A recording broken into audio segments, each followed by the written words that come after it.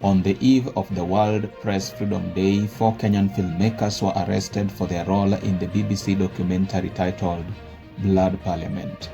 The arrest of the 4 journalists sparked widespread condemnation, with many Kenyans accusing the government of undermining press freedom and the constitutional rights to free expression. Their release may have come, but the chilling message remains, and that is the press freedom in Kenya is under siege. Following the release of the 4 journalists on Saturday, May 3, 2025, the BBC press office disowned the journalists, saying that they were not involved in the production of the documentary despite widespread reports.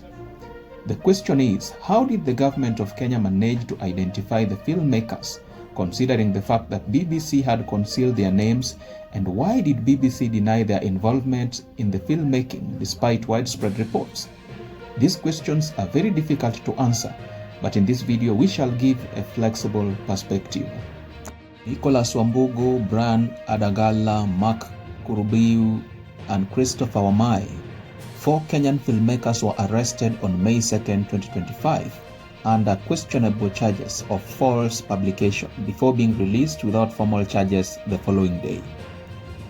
Their devices, however, were confiscated, raising concerns about privacy violations, given that the BBC had concealed the identities of those involved in producing Blood Parliament, in what majority of people believe is a move to prevent government retaliation.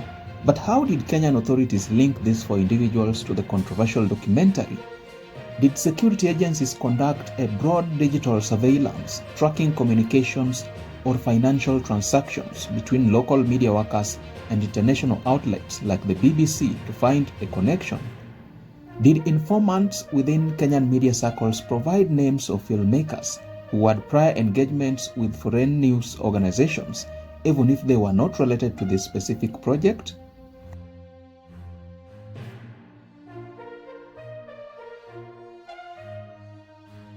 This is what the BBC had to say after the release of the 4 Kenyans, and I quote, "We have been made aware of the arrest of 4 journalists in Kenya to confirm they were not involved in any way in the making of BBC Africa Blood Parliament documentary."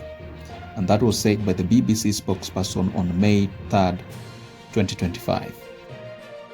This denial raises questions about the basis of their detention. If the filmmakers had no role in the investigation, why were they arrested? Now at this point, we've got to place the issues where they belong. Either by publicly distancing itself from the arrested filmmakers, the BBC may have been attempting to shield them from further persecution.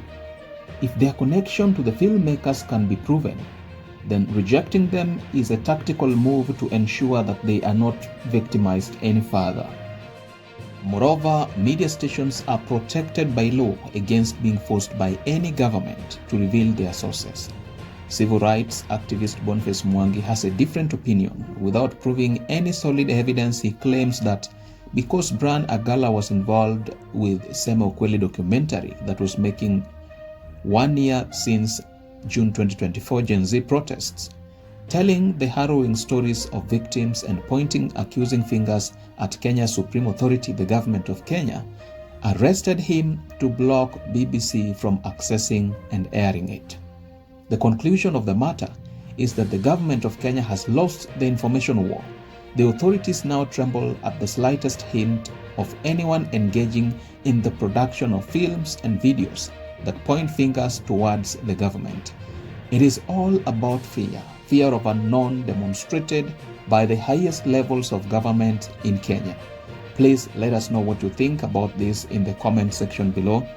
Don't forget to like, subscribe, and hit the notification bell for more informative content such as this. We are committed to educating, informing, and entertaining in a manner that mainstream media cannot. If you like our content, please don't hesitate to check out our YouTube channel, and I guarantee you'll be treated to a ton of recent content on policy, politics, and governance issues in our country. Alright, this is all that we had for you in this video.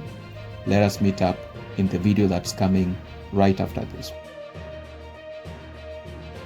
Once again, I'd like to admonish you to check out our YouTube channel, and I guarantee you will be treated to a ton of recent content on policy, politics, and governance issues in our country.